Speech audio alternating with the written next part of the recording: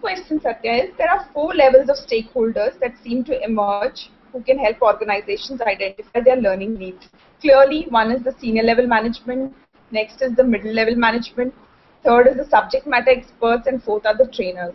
Of these 4, who would you say it is the most beneficial for an organization to partner with external expertise or the above 4 stakeholders to come up with a consolidated analysis of diverse factors and make such an integrated organization, especially when there is so much of pressure on cost and bandwidth on HR function?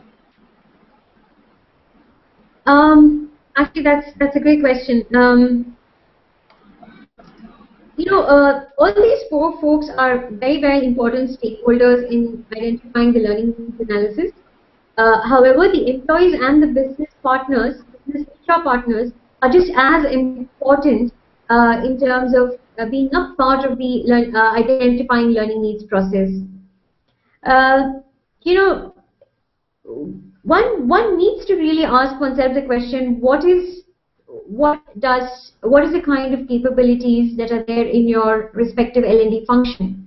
Now, if your L&D function truly wears the hat of the experts, and they are subject matter experts themselves, then they could partner with an external SME or a consultant or trainers and partner with them as equals, and they could do the L&A together.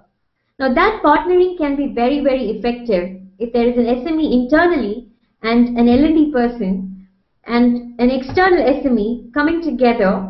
Is a great collaborative work, because the L&D SME, really internal person, really brings in the organizational context, the internal dynamics, the internal demands, the entire business context, internal context is being represented through this L&D SME. The external perspective flows in from your external, external consultant. Now that makes a very robust L&A. Now, if your L&D function, however, just wears the hat of the managerial hat, and they really haven't invested in their subject matter expertise, either because of the nature of the organization or because of the belief that it's a large-scale organization and it is more managerial in nature, which means that you just facilitate programs and you don't essentially have subject matter expertise, then it definitely helps to bring an external SME into the picture. You see, external consultants can be really used for 3 kinds of work in your learning needs analysis. The first one is they could be used as an extra pair of hands. There is very strong internal subject matter expertise in the HR function, but there is a bandwidth shortage. The HR folks are really guys who are pulled in so many different directions. They're doing so many different kinds of work. There is definitely a shortage of bandwidth for these guys at any point in time. The leaders in the organization or the employees of the organization might not really agree to that point, but truly that's the case of an HR person. So if there is a bandwidth shortage and there is an SME internally, then you could bring an external consultant as an extra pair of hands. The second way you can use the SME is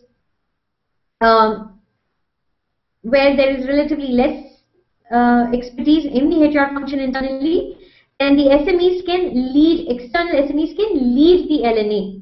There's no partnership over here. You simply ask the guy to come in and lead the L&A. You just facilitate the whole process for this guy or for this girl and then let them do their work. The third way is where we already talked about, is where you collaborate and co-create. So these are 3 essential ways in which you can really work with your external SMEs or consultants. Does that answer your question, Smita?